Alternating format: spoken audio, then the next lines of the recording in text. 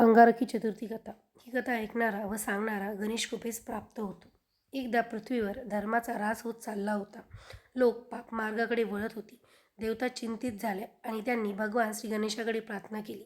त्यावेळी मंगळवार आणि चतुर्थीचा योग आला होता, म्हणून त्या चतुर्थीला अंगारकी चतुर्थी असे म्हणतात.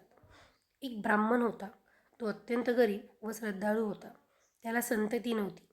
त्यांनी गणेशाची भावपूर्वक सेवा करण्याचे ठरवले.